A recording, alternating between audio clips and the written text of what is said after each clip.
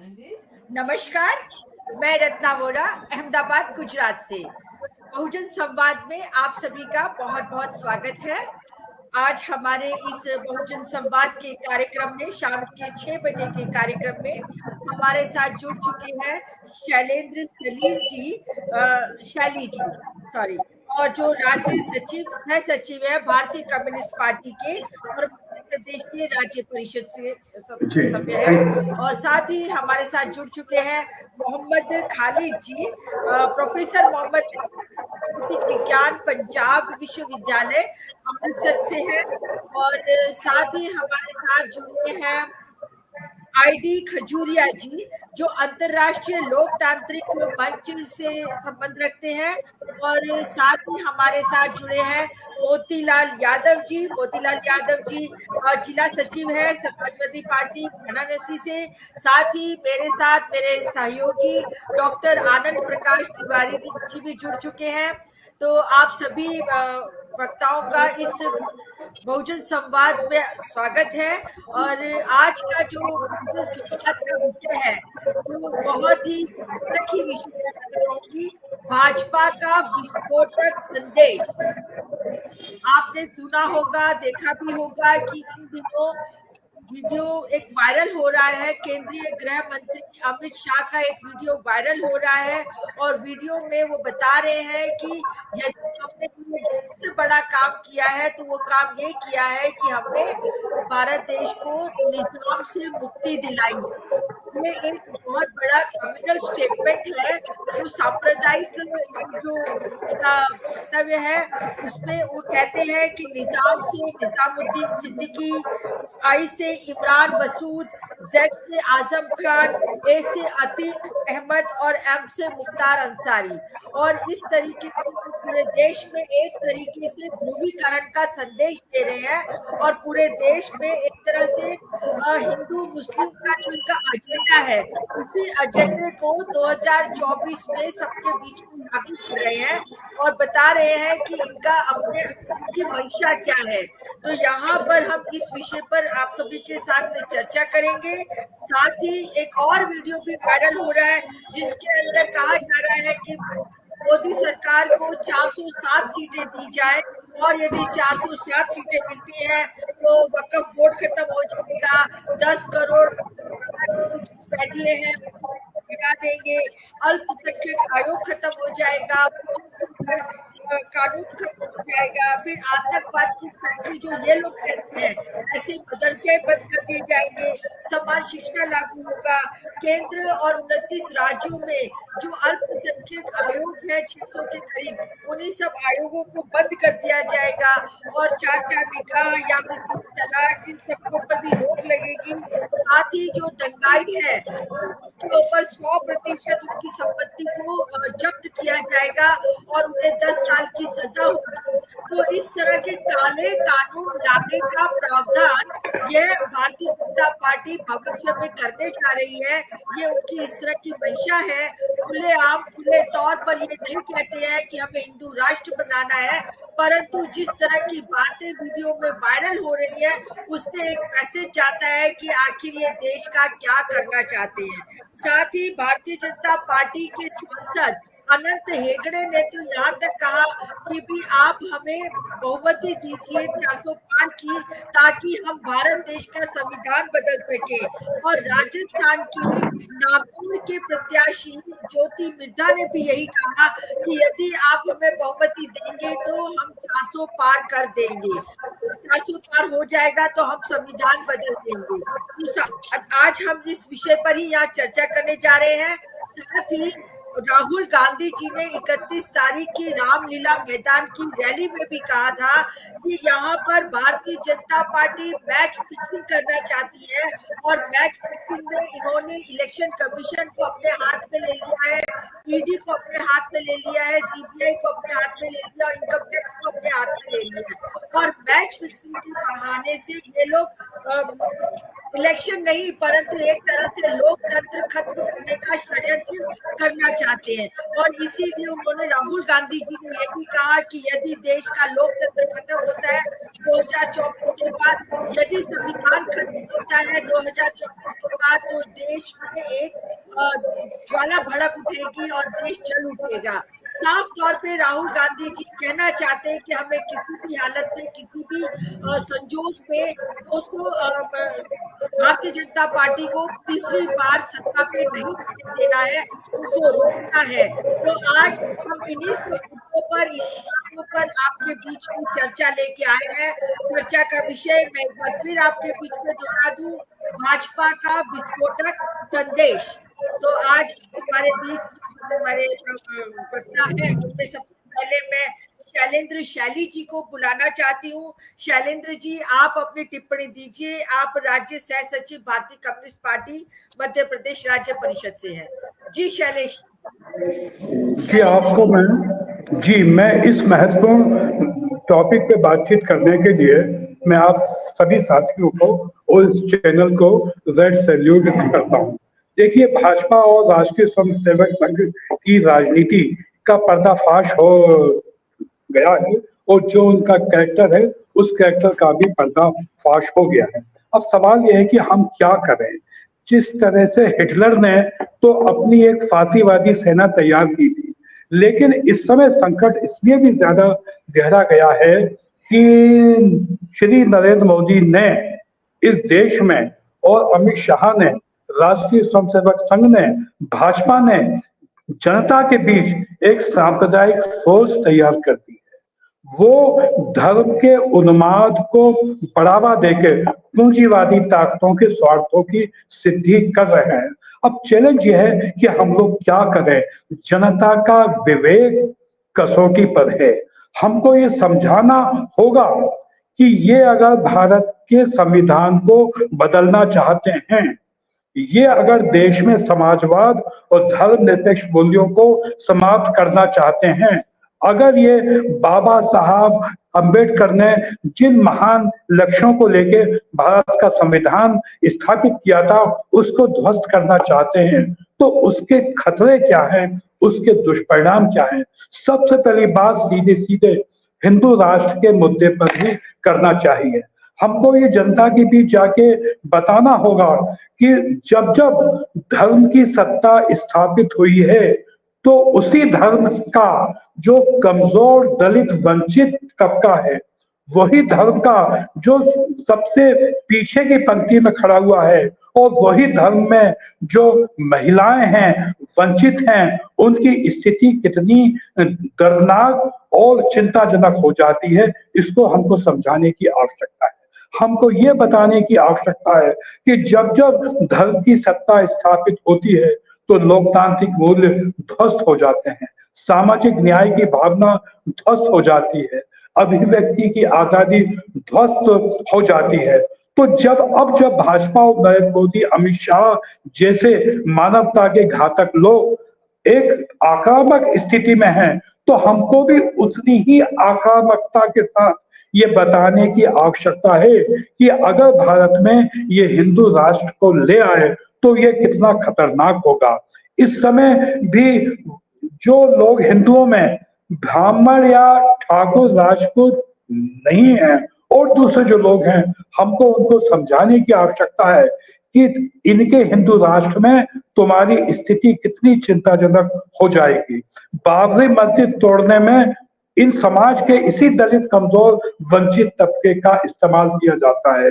धार्मिक उन्माद और सांप्रदायिक दंगे फैलाने में वही जो वंचित, दलित, पिछड़ा तबका है उसका दुरुपयोग किया जाता है। लेकिन जब धर्म की सत्ता के नाम पे लाभ लेने की बात जब आती है तो इनकी वर्ण व्यवस्था में जो सर्वोच्च पद श्रेणी में शामिल लोग हैं वही धर्म की सत्ता का लाभ उठा पाते हैं और दरअसल उनकी ही तानाशाही स्थापित होती है।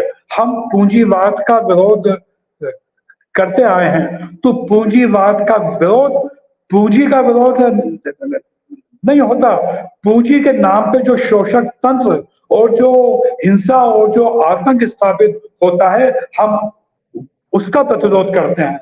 जब हम धर्म की सत्ता के नाम पे ब्राह्मणवाद का प्रतिरोध करते हैं, तो किसी एक व्यक्ति ब्राह्मण का विरोध नहीं करते। हम ब्राह्मणवाद के नाम पे जो हिंसा, आतंक, शोषण और जो तानाशाही की सत्ता स्थापित होती है, हम उसका प्रतिरोध करते हैं। तो आज सभी हिंदुओं को ये बताने की आवश्यकता है कि बीजेपी, राष्ट्रीय स्वयंसेवक संघ और नरेंद्र मोदी, अमित शाह जिस हिंदू राष्ट्र की बात कर रहे हैं, इस हिंदू राष्ट्र का मतलब अंततः ब्राह्मणवाद के आतंक को स्थापित करना है। हमको ये खुल के बताना पड़ेगा कि इनकी जो बंच ऑफ थॉट जो पुस्तक है, उस पुस्तक में साफ साफ कहा गया है कि इन्होंने राष्ट्र के दुश्मनों के नाम पे कम्युनिस्टों को, ईसाइयों को, मुसलमानों को बताया है। तो हमको ये बात बताना पड़ेगा कि वो दो अल्पसंख्यक तबका जो सत्ता के मोह में कुछ लाखों रुपयों के लालच में बीजेपी के साथ खड़ा हो गया, हमको इनको बताना पड़ेगा कि जिस हिंदू राष्ट्र की बात कर रहे हैं वो उनके लिए कितना घातक है।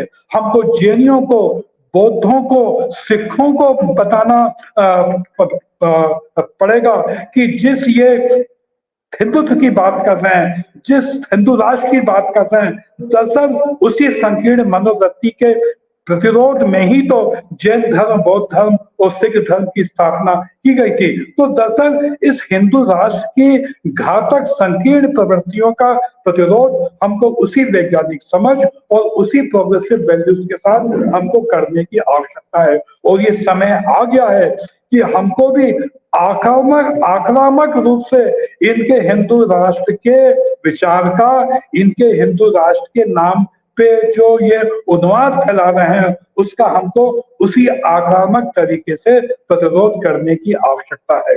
मैं चाहूंगा कि इस बात के बाद जो जो बातें बात से बात करती जाएंगी, उसके बारे में कुछ समय बाद बोलूंगा फिर मैं। बहुत बहुत शुक्रिया जी। जी, बहुत बहुत शुक्रिया शैली जी, आपने बहुत सही कहा कि हिटलर ने तो एक फांसीवादी सेना तैयार की थी, परंतु यहाँ पे तो लोगों के दिमाग को ही पॉल्यूट कर दिया है और उनके दिमागों में एक तरह से जहर भर दिया है और ध्रुवीकरण, जैसे मैंने कहा, वैसे कर दिया गया है। तो अब इस मुद्दे को आगे बढ़ाते हुए हमारे बीच में मोहम्मद खालिद जी भी हैं। प्रोफेसर मोहम्मद खालिद जी राजनीतिक विज्ञान पंजाब विश्वविद्यालय से हैं। मैं उनसे चाहूंगी कि वे अपनी टिप्पणी दें। जी मोहम्मद खालिद जी। जी बहुत बहुत धन्यवाद आपका।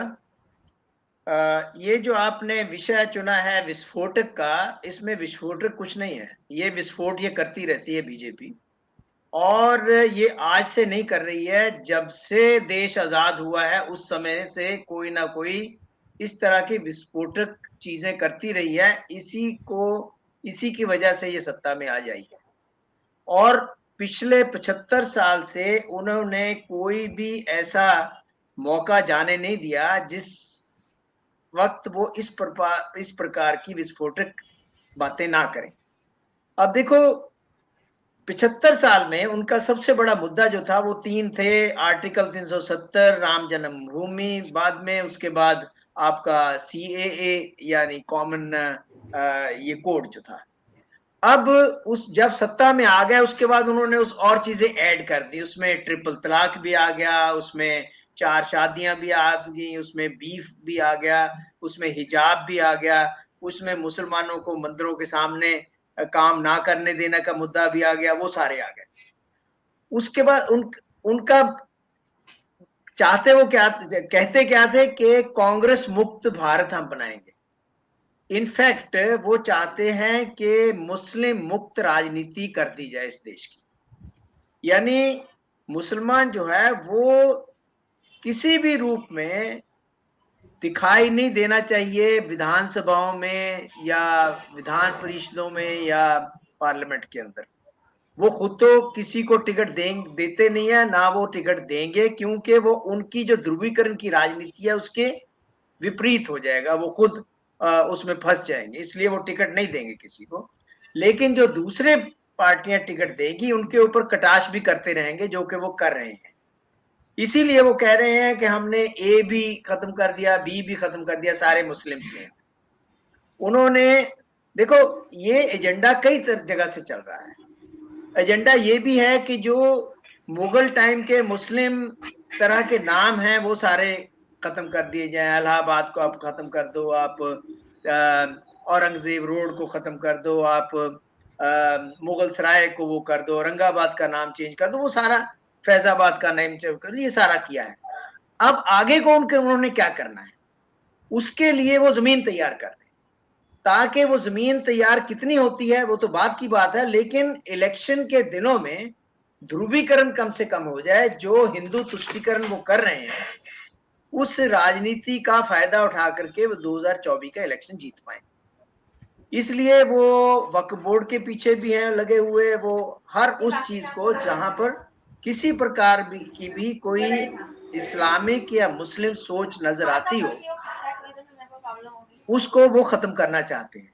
लेकिन मैं आपको एक बात बताता हूं, 400 तो बड़ी दूर की बात है। जो ये नारा है, ये नारा केवल ये है कि उत्साह अपने कैडर के अंदर पैदा करने के लिए कि हमने 400 सीटें ली हैं, जो कि नजर नहीं आ रही हैं। क्योंकि पिछले इलेक्शन में जहां पर उन्होंने 25 में से 25 सीटें ली हैं वहां पर 26 तो हो नहीं सकती, वो तो वहां है ही 25 सीटें, या जहां पर 24 सीटें, यानी कि जो कॉ बेल्ट है या हिंदी हार्टलैंड है वहां पर ऑलरेडी वो पीक क्रॉस कर चुके हैं, उससे आगे वो नहीं जा सकते।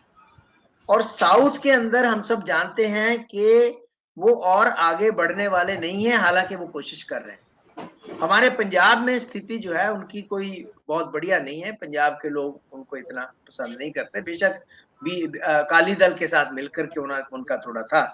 तो इसलिए 400 या 407 सीट या जो भी है ये उनका एक भ्रम है जो कि टूट जाएगा।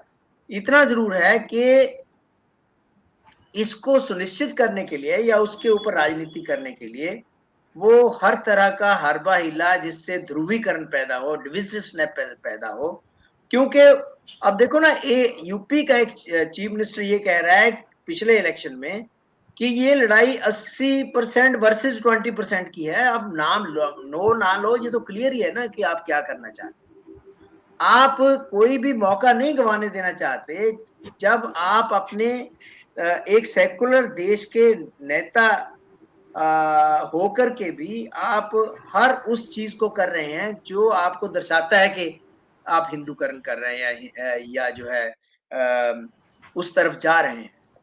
लेकिन मैं आपको बताऊं कि इंडिया जो है वो बहुत ही डाइवर्स देश है। कोशिश करेंगे, कुछ हद तक कामयाब भी होंगे, लेकिन जो अखंड भारत है और ये जो है हिंदू राष्ट्र का मुद्दा है, ये सब चीजें धरे की धरे रह जाएंगी। मैं आपको बता रहा हूं क्योंकि लोग जागरूक हैं, लोग जानते हैं कि क्या हो रहा है।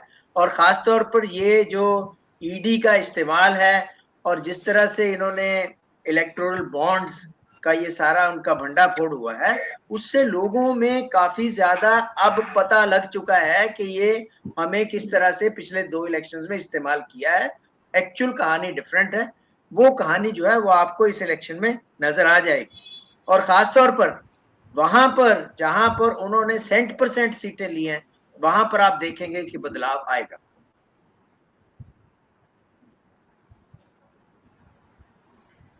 जी जी मोहम्मद खालिद जी, आपने अभी एक बहुत बड़ा संदेश दिया कि जहां पर उन्होंने 100% सीटें ली हैं वहां पर बदलाव आएगा।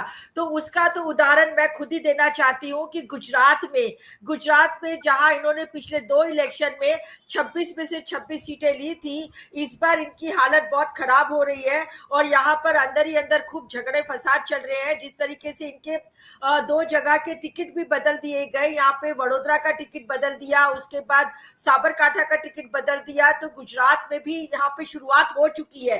मतलब कहते हैं ना कि इनके पतन की शुरुआत हो चुकी है। साथ ही मोहम्मद खालिद जी, आपने बहुत ही पॉजिटिव बात रखी है कि ये भले कितनी मर्जी बातें करें परंतु अब इनकी दाल गलने वाली नहीं है। और आज इसी चर्चा को आगे बढ़ाते हुए अब मेरे साथ में आईडी खजूरिया जी भी उपस्थित है। आईडी खजूरिया जी जो अंतरराष्ट्रीय लोकतांत्रिक मंच से संबंधित है, मैं उनसे गुजारिश करना चाहती हूँ कि आप अपनी कुछ टिप्पणी दीजिए इस विषय के ऊपर। जी आईडी खजूरिया जी, आईडी खजूरिया जी, मेरे ख्याल से कुछ नेट का प्रॉब्लम हो सकता है। इस बीच में मैं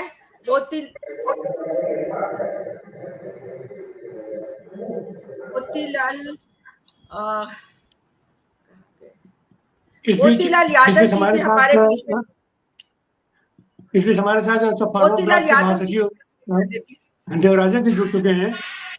देवराजन जी अपनी टिप्पणी पर रखें। देवराजन जी। देवराजन जी। जी नमस्कार। जिस बात को लेकर के हम लोग आज चर्चा कर रहे हैं, ये तो जो हमारा देश का जो रूलिंग पार्टी की जो कैरेक्टर अगर देखेगा तो उसमें हम लोगों का कोई आश्चर्य की कोई नया बात नहीं है।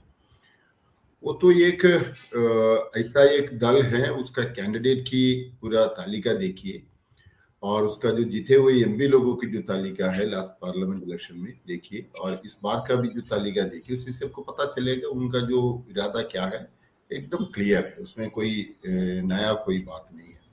बात यही है, ये जो सिद्धांत जो लेते हैं, नहीं तो ये जो तरीका है, इससे हमारा देश की जो धर्मनिरपेक्ष जो परंपरा है, वो हमारा समय सम्मान जो धर्मनिरपेक्ष परंपरा है, उसको किस प्रकार की आघात पहुंचा देगा और लोगों के अंदर किस प्रकार की एक डर, भय, एक आतंकी वातावरण तैयार हो जाती है और कितने दिन तक हम लोग ये धर्मनिरपेक्ष देश के हिसाब से हम गर्व के साथ बात करेंगे। ये सभी चुनौतियां है, ये सभी सिद्धांत के साथ हम लोग के सामने आते हैं। जैसे हमारा देश का जो गणतांत्रिक परंपरा और धर्मनिरपेक्ष जो परंपरा है, ये तो हम लोगों ने एक कल्चर के साथ डेवलप हुआ है। इस देश कितने साल से हम लोग आजादी के बाद जो भी दल हमारा सत्ता में आए हैं, तो कभी भी हमारा देश का ये जो संविधान के अंदर लिखा हुआ ये शब्द को खत्म करने के लिए कोई कदम नहीं उठाया। कभी भी अगर किसी ने अगर कोशिश किया तो उसको हमने रोकने के लिए भी सफल हुआ है।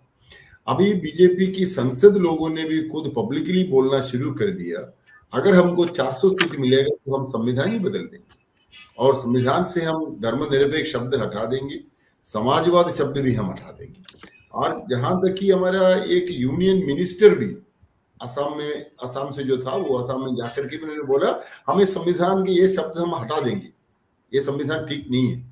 किस संविधान के ऊपर हाथ रख करके वो शब्द लेकर के मंत्री के पद का इस्तेमाल हो रहे, वो हमारे देश की टैक्स की पैसा से वो घूम रहे, वही खुद बोल रहे हमें संविधान बदलने की। इतना बड़ा, इससे बड़ा संविधान की उल्लंघन कहीं भी हो सकता है। तब भी कुछ एक्शन नहीं हुआ, कुछ हिला मिली हम लोगों ने सब इधर उधर कहा, कोई नाम नेशनल मीडिया जो गोदी मीडिया है वो मीडिया ना कहीं दिखाया ना बोला, कुछ भी नहीं हुआ। तो मतलब इन लोगों का क्लियर एजेंडा है, इन लोगों का जो थियोक्रेटिक देश बनाने का एकमात्र हिंड्रेंस ये है हमारे देश की संविधान है।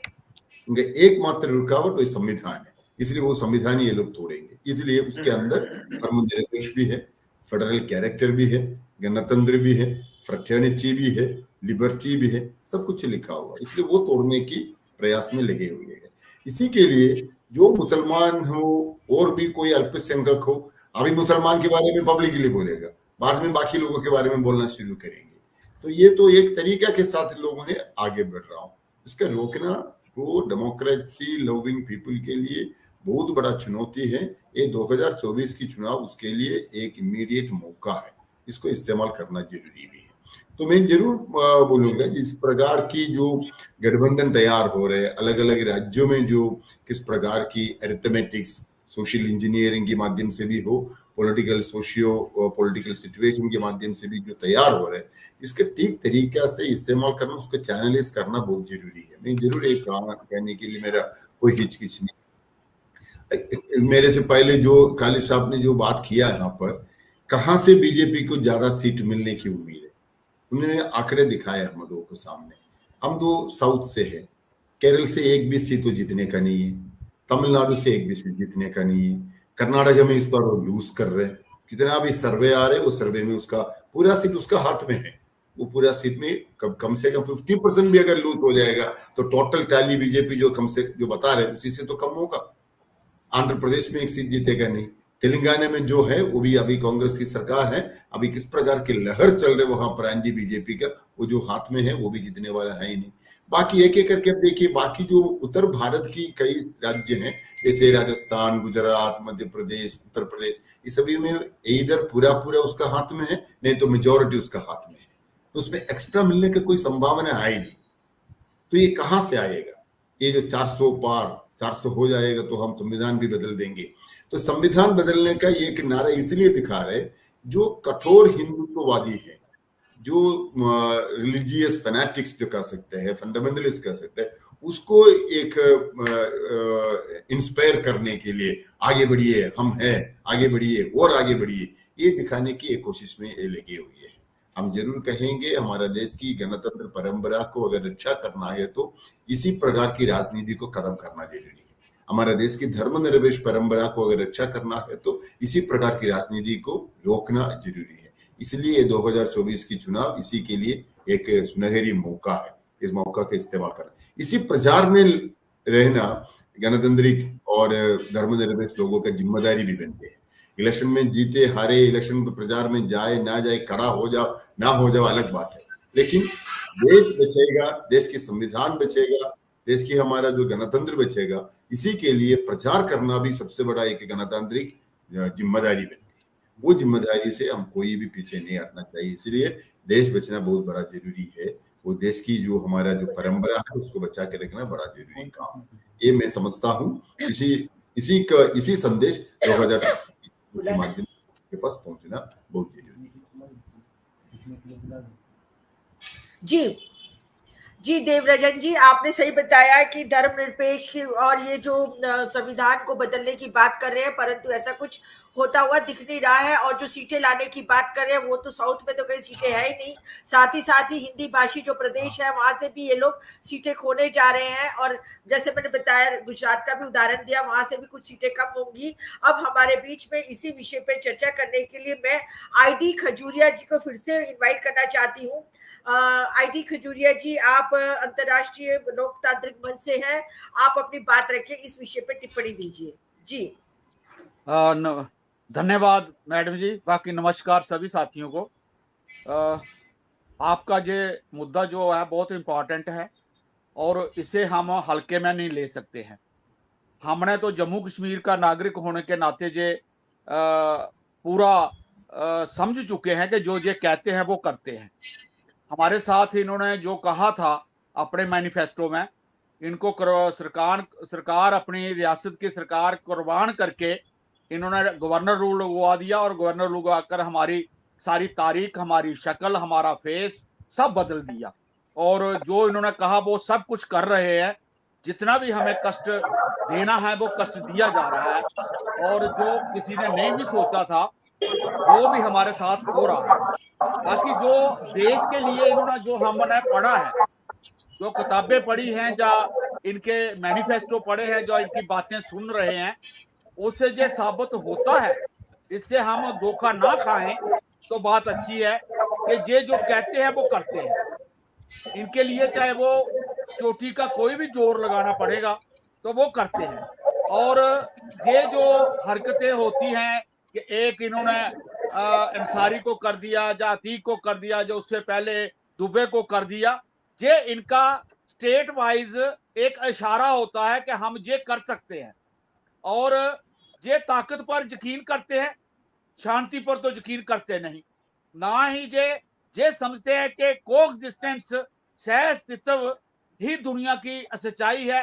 ये इनकी समझ तो है नहीं।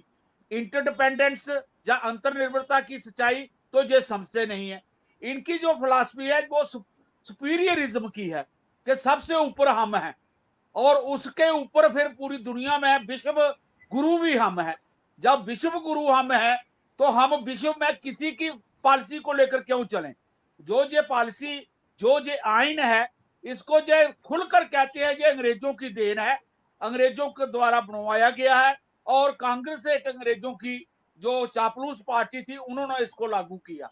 और इन्होंने ये बेशक ओथ लेते हैं कॉन्स्टिट्यूशन की, लेकिन ये एक कदम भी कॉन्स्टिट्यूशन के मुताबिक पिछले 10 साल से केंद्र में नहीं चल रहे हैं। सेंटर में जिसे यूनियन गवर्नमेंट कहा जाता है या यूनियन ऑफ स्टेट कहा जाता है, उसमें नहीं चल रहे हैं। और इनकी पिछली 22 साल की हिस्ट्री गुजरात की है, उसमें भी इन्होंने पूरा मॉडल बनाकर दिखा दिया है, गुजराती मॉडल, कि उसमें सुपीरियर कौन है, उसमें कास्ट कौन सी है, राज कौन कर सकता है और राज के काबिल कौन होता है। इन्होंने माइनॉरिटीज को वहां पर अलग किस्म का एक नया रास्ता दे दिया है। इसी तरह आज पूरे भारत में, पूरे देश में हमारे जितनी माइनॉरिटीज है, अगर हम जम्मू कश्मीर में देखें, जब हमारे साथ नजदीक पंजाब में है, पंजाब में या जम्मू कश्मीर में कोई माइनॉरिटी जो सिख है या मुस्लिम है, वो कहो खुश होकर, चीयरफुल फेस या इंटरेस्ट होकर पार्टिसिपेशन किसी पॉलिटिकल एक्टिविटी में वो नहीं ले पा रहे हैं। ये मजबूर होकर एक मजबूरी में अपना वोट डालने जा रहे हैं, मजबूरी में गिनती दिखा रहे हैं कि हम डेमोक्रेसी में यकीन करते हैं। अगर हम वोट ना डालेंगे तो हमको कहा जाएगा कि ये डेमोक्रेसी पर यकीन नहीं करते, और जहां पर या तो पत्थरबाज है, या कोई और बाहर से आए हुए लोग हैं, या ये दूसरी कोई भाषा समझते हैं।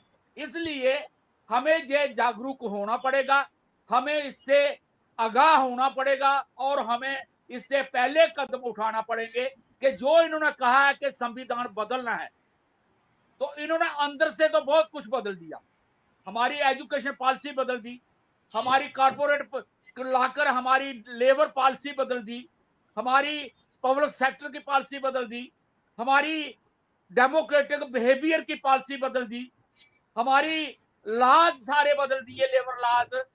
इससे ये हो सकता है और पक्का होगा कि अगर इन्होंने जो नारा दिया है, ये पूरा 400 ना भी होगा, 2/3 मेजॉरिटी ना भी होगी, अगर ये पूरे दोबारा हुकूमत में आ भी जाते हैं तो तब भी खतरा है।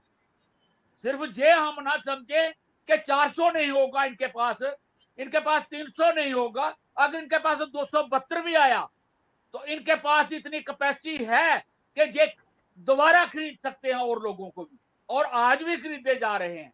और इनके पास पॉलिसी जो है दंड भेद की, जो वो सब पॉलिसी ये इस्तेमाल करते हैं और ये फिर बढ़ा लेंगे। और अगर ये इस बार अगर जीत जाते हैं, अगर अपने स्लोगन पर सफल हो जाते हैं, तो जो अपोजिशन है, जो विपक्ष है, उसमें और वो जो है गिरावट आएगी, उसकी डिमोरलाइजेशन होगी, और जो लोग आज भाग रहे हैं उसके पीछे दूसरे भी भागेंगे। अगर दूसरे भाग गए तो ये तब भी 2/3 मेजॉरिटी बना लेंगे। इसलिए हमें पूरे जोर से, हमें पूरे समझ से आज एक एक सीट के लिए और एक एक कदम के लिए जागरूक होना पड़ेगा। और जो पार्टियां विपक्ष में हैं, हम बार बार ये कह रहे हैं कि आप अपने अंतर के अंतर विरोध, अपनी अंदर की डाइवर्सिटी भिन्नताएं, अपने अंदर की जो भी बातें हैं वो छोड़कर इकट्ठे होकर अगर ये लड़ाई लड़े डेमोक्रेटिकली और लड़े इस लोकसभा इलेक्शन में, तो शायद ये एक कोई ना कोई रोका डाल सके। नहीं तो इनकी जो पॉलिसी है ये पुतिन से खतरनाक है। पुतिन ने तो अपोजिशन वालों को मरवा ही दिया, उसने अगर अपोजिशन लीडर में नहीं रहने दिया कोई। और जहां पर भी वही पुतिन की पॉलिसी और वही चाइनीज की पॉलिसी चलेगी, जहां अपोजिशन पार्टी तो होती है लेकिन वो इलेक्शनों में कामयाब नहीं करने दिया जाता। और ये एक वन पार्टी रूल लाकर मनुवाद का रास्ता खोल देंगे, और उस मनुवाद में फिर बाद में देखा जाएगा कि कौन की कास्टों को, कौन से ग्रुप को, कौन से जो हमारा पहचान है उसको नुकसान होगा, या उनको डेमोक्रेटिक पावर से महरूम होना पड़ेगा, या उनके हाथों में कोई भी फैसला कुन पावर नहीं आ पाएगी। ये बाद की बातें हैं। पहले सपना जो दिखाना चाहते हैं, उस सपने में लोगों को मुक्त कर दिया गया है, और वो जो मुक्त हुए हैं लोग उस सपने को देखकर एक ही बात कह रहे हैं कि जो वो कहता है वो करता है। वो लीडरशिप की जो एक किस्म की छाप बन रही है, ये खतरनाक है। जो डिक्टेटर्स की ये छाप बनती है कि यही फैसले कर सकता है, यही देश को आगे ले जा सकता है, यही इकॉनमी बढ़ा सकता है, और उसके मुकाबले में कोई लीडर नहीं है। ये हमें साबित करना पड़ेगा। ये लोगों को, अपोजिशन के लोगों को साबित करना पड़ेगा कि लीडरशिप भी है, इंटेलिजेंस भी है, सर्वे भी है और मॉडल भी है। अगर वो मॉडल लोगों के सामने अगर हम ना ला पाए और उसके लिए हम मेहनत ना कर पाए एकजुट होकर, तो ये खतरा हमारे पर मंडरा रहा है। और ये जो हम यूपी में देख रहे हैं, या जम्मू कश्मीर में जो कुछ हो रहा है, या पंजाब में जो कुछ हो रहा है, ये कोई छोटी बात नहीं हो रही है।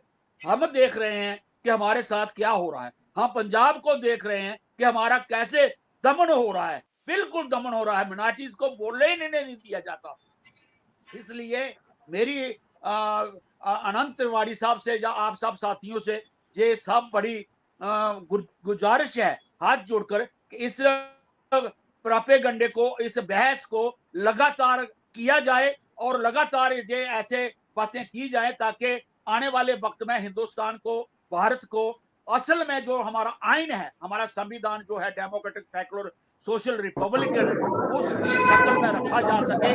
नहीं तो हमारा बहुत सा अभी इनका 3 दिन पहले एक एग्रीमेंट हुआ है आरएसएस का और एसएसएस का, जो सैनिक स्कूल बोर्ड स्टूडेंट्स का बोर्ड होता है, उसका अपना एग्रीमेंट हो गया कि आप सारे सैनिक स्कूल जो है वो आरएसएस चलाएगी और उसे गवर्नमेंट 60% और पैसा देकर लोगों को चलाने का तरीका बताएगी। और रितंबरा जैसी साध्वी आज भी 3 स्कूल सैनिक स्कूल चला रही है। अब सैनिक स्कूलों की जो भर्ती होगी आगे निकलकर बच्चों की, वो हम किस तरफ ले जाएंगे, ये हमें अब देखना पड़ेगा। इसलिए हमारे सामने खतरे बहुत हैं, हम तो महसूस कर रहे हैं कि बहुत ही ज्यादा खतरे हैं। और ये जो समझ है, ये जो एक मानवता की समझ है, मानवतावादी की समझ है, जो इंसानियत की समझ है, अगर इसको नहीं आगे ले पाए तो ये जो डिवीजन की है, ये डिवीजन हमें कहीं नहीं छोड़ेगी और उसका पूरा फायदा जो है ये पार्टी लेगी। इनके अंदर आगे ही एक ऐसा इनका प्रोग्राम है जो आरएसएस का लिखा हुआ प्रोग्राम है, उन्होंने तो उस पर अपना निशाना बढ़ाया हुआ है। और 2025 जो इनका 100 साल आ रहा है, ये 100 साल मनाने जा रहे हैं, इसकी अंदर से अंदर इतनी तैयारी हो रही है कि ये 2025 जो दशहरा आएगा उसमें पता नहीं क्या बताएंगे, क्या दिखाएंगे। वो 24 की इलेक्शन पर डिपेंड करता है कि हम उसे बदल दें उस टारगेट को, या हम उस टारगेट में फंस जाएं। इसलिए मैं आपका बहुत धन्यवादी हूं कि आप हमेशा जो प्रेजेंटली जो अर्जेंट मुद्दे होते हैं उस पर बहस करवाते हो और आगे इसे पहुंचाने के लिए काम कर रहे हो, तत्पर हो। हम भी अपना थोड़ा बहुत योगदान दे रहे हैं। इसके साथ ही मैं आप सबका बहुत बहुत धन्यवाद। जी खजूरिया जी, आपने बताया कि भारतीय जनता पार्टी और आरएसएस का एजेंडा ही है, सुप्रीमिज्म के ऊपर वो लोग चलते हैं और उनकी फिलॉसफी ये है कि वो सब कुछ बदल देना चाहते हैं।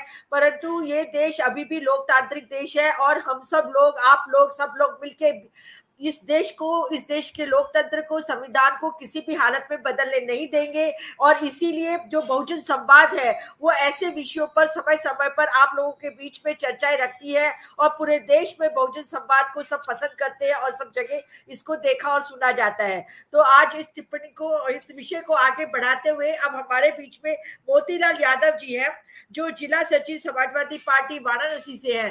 तो मैं मोतीलाल यादव जी को इनवाइट करती हूँ कि आप अपनी कुछ टिप्पणी इस विषय पर दीजिए। जी मोतीलाल यादव जी। धन्यवाद। सभी लोगों को हमारा प्रणाम हो। हमारा देश 1000 साल था जब हिंदू राष्ट्र था और सभी लोग हिंदू थे इस देश में, तो फिर यह देश गुलाम कैसे बना? और फिर गुलाम भी रहा 1000 साल। 1000 साल गुलामी में रहा, फिर आजादी के लिए उठ खड़ा हुआ, लड़ा। ये जो देश पर गुजरात मॉडल थोपना चाहते हैं 2 लोग मिल करके, इनकी शिक्षा दीक्षा तो कुछ है नहीं, इनके पास अपना कोई ज्ञान तो है नहीं। ये तो जो कंपनियां जो हैं, जो देश के ऊपर राज करना चाहती हैं,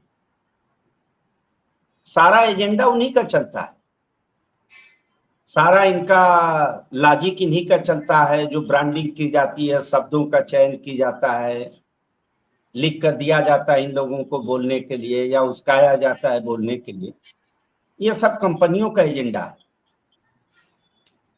कभी ये लोग हिंदू राष्ट्र नहीं घोषित कर पाएंगे। और इन लोगों की जो मंशा है हिंदू राष्ट्र की, कोई मंशा उनसा नहीं है इनकी। ये 5वां 6वां चुनाव है, 2014 में, 17 में, 19 में, 22 में, 24 में, बड़े बड़े चुनाव, ये 6वां 5वां चुनाव है। और हर चुनाव में जो कंपनियां जिसके आगे ये लोग खड़े और कंपनियां जो पीछे से देश पर अपना राज्य चलाना चाहती हैं, या जो कंपनियां लोगों को गुलाम बनाना चाहती हैं, कंपनियों का मुद्दा यही है कि सब कुछ मेरा हो जाए। पहले इन्होंने कानून उनके लिए बदला, तमाम नियम बदला, और जो सरकारी संस्थाएं थी, जितने पीएसयू थे, सेल गेल भेल, जितना भी देख लिया जाए, यहाँ तक से कि बनारस में रेलवे कैंसर हॉस्पिटल था, उसको भी 99 साल के लिए लीज पर दे दिया गया। ये सारी संस्थाओं को जो उनको दे रहे हैं, तो ये मोदी और अमित शाह का कोई एजेंडा नहीं कि हिंदू राष्ट्र बनाएगा। ये हिंदू राष्ट्र का एजेंडा इसलिए कट्टरवाद इसलिए चुनाव में लाते हैं ताकि उनको वोट मिल सके ध्रुवीकरण से, क्योंकि ये लोग कोई विकास तो करते नहीं है, कोई काम तो इन्होंने किया नहीं सिवा ध्रुवीकरण के, सिवा मुद्दे के लिए। और इन्होंने कई मुद्दे ले भी आए ध्रुवीकरण के लिए, जैसे सीए ले आए, 370 ले आए, और उसके बाद 3 तलाक ले आए, मंदिर मुद्दा ले आए। सारे मुद्दे इनके फेल हो चुके, पब्लिक ने इसको मानने से इनकार कर दिया कि ये भी कोई मुद्दा है। अभी 10-20 दिन पहले इन्होंने सीए ले आया, सोचा कि बड़ी बवाल होगा, मीडिया में बड़ा भूचाल आया कि यहाँ फोर्स लगाया गया, वहां लगाया गया, यहाँ ये किया गया, वहां वो किया गया, लेकिन कहीं कोई बवाल, कहीं कुछ नहीं हुआ। 3 तलाक इन्होंने लागू किया और मीडिया में हवा बना कि इतनी फोर्स लगाई गई, ऐसे हुआ वैसे हुआ, चारों तरफ नजर रखी जा रही है, लेकिन कोई सब सन्नाटे में बीत गया। इसी तरह के मंदिर मुद्दे को भी जब कोर्ट ने फैसला दिया तो ये फिर उसको मीडिया में मुद्दा ये लोग तो चाहते हैं कि इस तरह की बवाल हो और हमको इसका एडवांटेज मिले। जैसे कि गोधरा कांड हुआ, उसका एडवांटेज इन्होंने लिया, जहां भी दंगे होते हैं उसका एडवांटेज लिया, पुलवामा हुआ उसका भी एडवांटेज लिया, जो भी घटनाएं होती हैं सबका एडवांटेज लेना चाहते हैं ये लोग। लेकिन अब इनको एडवांटेज मिल नहीं रहा है। 10 साल में पब्लिक त्राही त्राही कर रही है, पब्लिक बेरोजगारी से, महंगाई से, पूरी समस्याओं से जूझ रही है।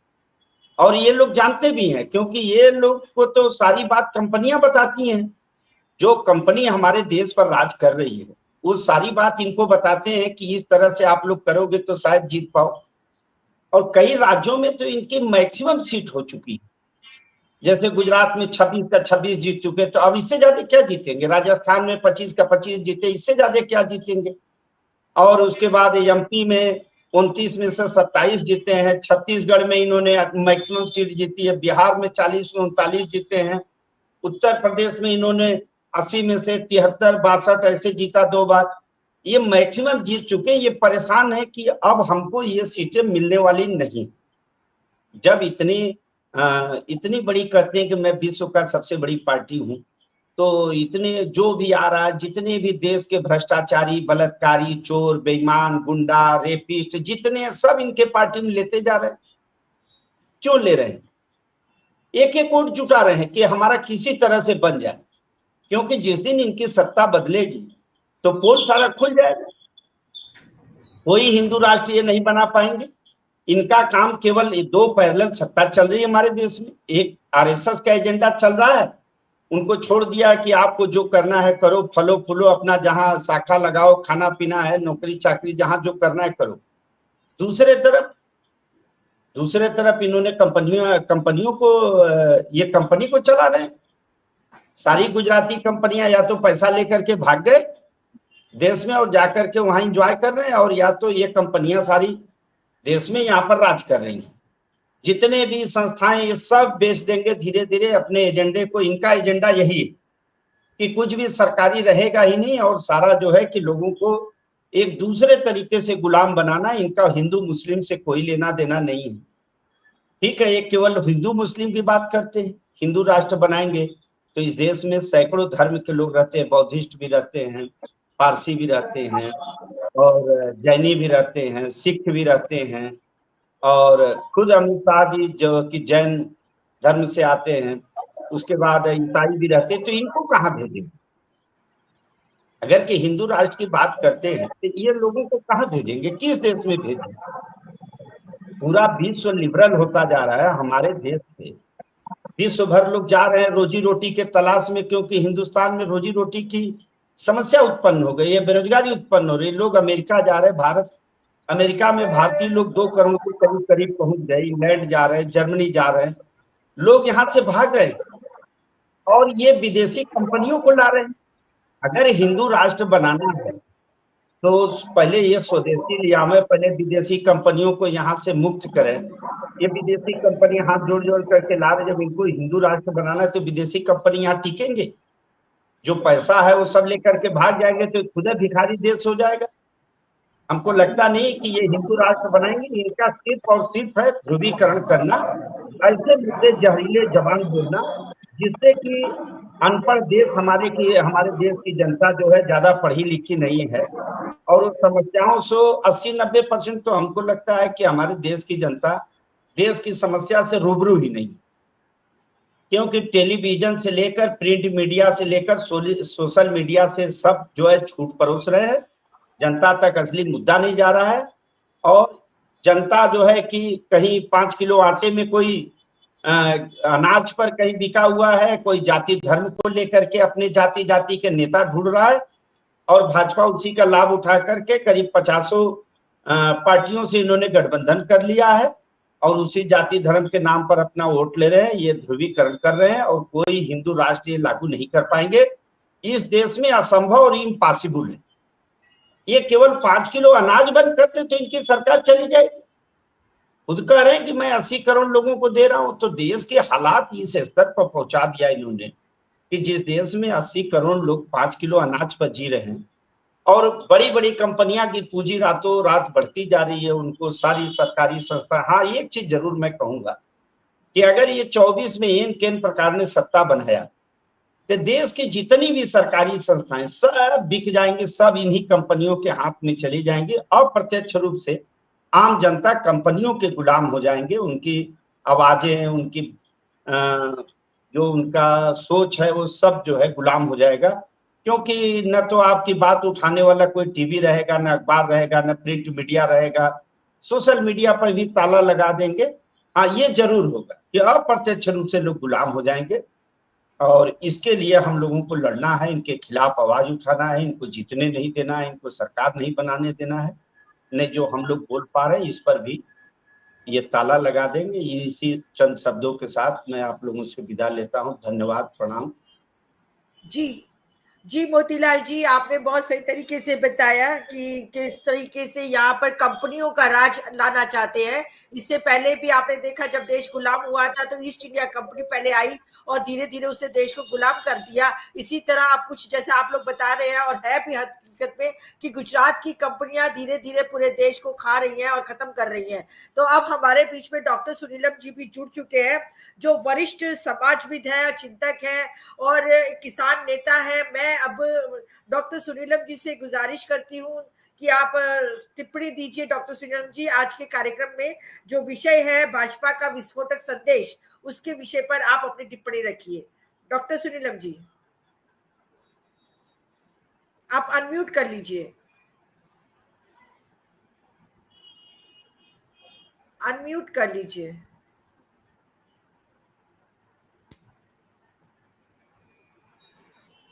अनम्यूट करना पड़ेगा। आपकी आवाज नहीं आ रही, अनम्यूट कीजिए।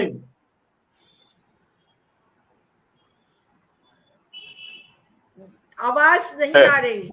हाँ, यस जी, ये तो अनम्यूट है मेरा, है ना? हाँ, अब ठीक है। चलिए, आपको आगे बढ़ना पड़ेगा क्योंकि इसका मतलब कुछ और प्रॉब्लम है। आवाज नहीं आ रही है ना? आ रही है, अब आ रही है। आप शुरू कीजिए। जी, मैं जो आज का जो चर्चा का विषय उस पर इतना ही कहना चाह रहा हूं कि जो संदेश है वो संदेश ये है कि अगर अकलियत के लोग नेतृत्व के लिए आगे आते हैं, भले ही उनको जनता साथ देती है वो लगातार विधायक बनते हैं या सांसद बनते हैं, लेकिन उनको जनप्रतिनिधित्व लायक भी नहीं छोड़ा जाएगा। भारतीय जनता पार्टी खुद तो विधायक का और सांसद का किसी को चुनाव लड़ाने का काम करेगी ही नहीं, और जो भी लड़ने का कोशिश करेगा उसको हराने की कोशिश भी करेगी। लेकिन अगर वो हरा नहीं पाती है, इसके बाद भी अगर वो जीत जाता है, तो फिर जो कुछ हुआ अतीक अहमद के साथ, जो कुछ हुआ, और जो अंसारी जो है इनके साथ में जो कुछ हुआ, तो आप ये देख सकते हैं कि किस तरीके से एक की प्रेस के सामने सरेआम हत्या की गई, दूसरे को उनका परिवार कहता है कि जहर देके मार दिया गया, और जो तीसरे आजम खां हैं जिनके बारे में पूरा उत्तर प्रदेश ये जानता है कि उनकी निष्ठा, उनकी राष्ट्रभक्ति, उनकी गंगा जमनी तहजीब में आस्था और उनकी इस बात के अंदर प्रतिबद्धता कि अकलियत के लोगों को पढ़ाई लिखाई करके आगे बढ़ना चाहिए, और वो यूनिवर्सिटी की स्थापना करते हैं। आप ये सोचिए, अंग्रेजों के जमाने में हिंदू विश्वविद्यालय बना, काशी विद्यापीठ बना, तमाम विश्वविद्यालय बने, लेकिन उन्होंने विश्वविद्यालयों के जो संस्थापक थे उनके साथ में ये व्यवहार नहीं किया अंग्रेजों ने कि उनके ऊपर मुकदमे लगा दिए हों, उनको जेल में डालने का काम किया हो, उनके सभी तरीके के सार्वजनिक जीवन के रास्ते बंद कर दिए हों। ऐसा अंग्रेजों ने भी नहीं किया। तो ये जो सत्ता है भारतीय जनता पार्टी की, ये अंग्रेजों को भी मात देते हुए ये आगे बढ़ रही है। आज हम लोगों ने एक इंटरव्यू किया था, जो बहुत बड़े जानकार हैं, वो जो है के वो एक्सपर्ट हैं, और वो इस बात को विस्तृत तौर पर उन्होंने बताया कि भाई धर्म के आधार पर विभाजन मतलब टू नेशन थ्योरी फेल हो चुकी है, और आप एक बार फिर से चाहते हो धर्म के आधार पर चाहते हो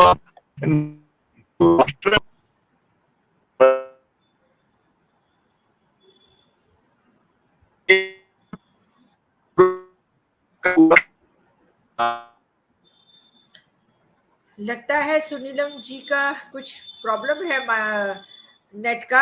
अब डॉक्टर आनंद प्रकाश तिवारी जी हैं, आप ही आगे का संचालन भी कीजिएगा और अपनी टिप्पणी दीजिए, साथ ही यदि किसी को बुलाना चाहें तो आप बुलाइएगा। जी डॉक्टर आनंद प्रकाश तिवारी जी। धन्यवाद। ये पहली बात तो मैं ये बधाई देना चाहूँगा, शुभकामना देना चाहूँगा कि कल अभी हमारे सांसद, राज्यसभा सांसद ये संजय जी को जमानत मिली, वो बाहर निकले, और बाहर निकलते ही जो उन्होंने तूफान मचाया और जनजागृति पैदा की, और आज अरविंद केजरीवाल की जमानत हो गई। तो इस तरीके से जो इनकी साजिश है, वो साजिश अब कहीं न कहीं से नाकाम होती जा रही है, और यही बौखलाहट है इनकी। और इसी बौखलाहट के चलते ये लोग जो सिंबोलिज्म ढूंढते हैं कि 80% हिंदू है तो हम हिंदुओं को ही हम केवल मोबिलाइज कर लेंगे, और उसके लिए फिलहाल इन लोगों ने चुना है निजाम को। निजाम से हम सब लोग परिचित हैं कि निजाम साम्राज्य को किस तरीके से भारत में विलय किया गया। अंग्रेज नहीं चाहते थे कि पूरा भारत एकीकृत हो, इसलिए उन्होंने तमाम रियासतों को अपना स्वाधीन छोड़ दिया था, और उसमें सारी रियासतें तो मिल गई थी, लेकिन हैदराबाद निजाम इसमें मिलने को तैयार नहीं थे। उनको किस तरीके से भारत का अंग बनाया गया, उसको लेकर के अभी उनके राजा का देखिए 14 जनवरी 2023 को जो अंतिम उनके राजा के नवाब थे, उनका निधन हुआ, उसको लेकर के सिंबॉलिक। और हमारा गृह मंत्री खुलेआम कहता है कि भारतीय जनता पार्टी की सबसे बड़ी उपलब्धि है कि उसने निजाम से मुक्ति दिलाई है देश को। और